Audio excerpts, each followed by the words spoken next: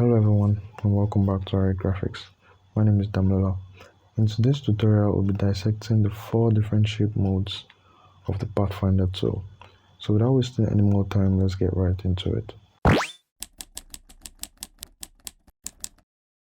So to bring up the Pathfinder tool, it should be on your panel here, and if it's not, you go to Windows and you go down to Pathfinder tool, or you use the keyboard shortcut Shift Control or Command F9.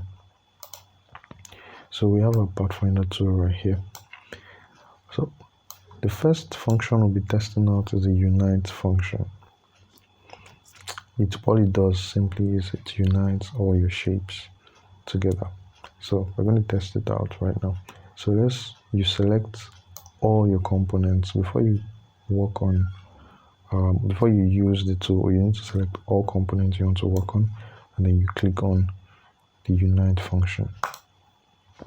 So as you can see, it has united the shapes, and let's check it out using the outline mode.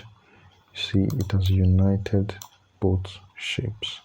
So let's go back to preview mode. So the next function we're going to test out is the minus front. All it does, it removes the shape in front.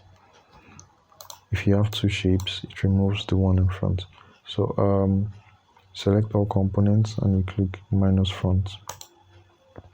As you can see, it has removed the circle in front.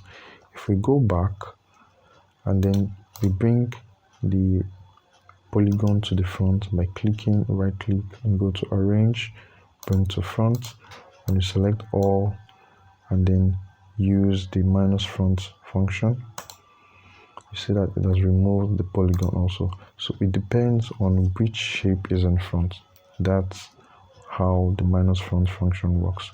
So let's go to the third one. We use which is the intersect.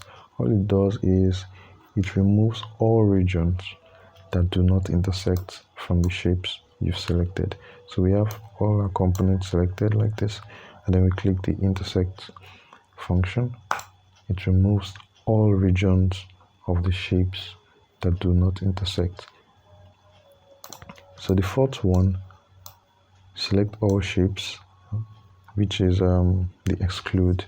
The exclude function just does exactly opposite what the intersect function does, which is it keeps all regions that do not intersect but removes the region that intersects. So let's click on the exclude function. So as you can see, it removes the region that intersects from the shape you've selected. So that's it for this tutorial, guys. Thanks for watching. I'll see you in the next video.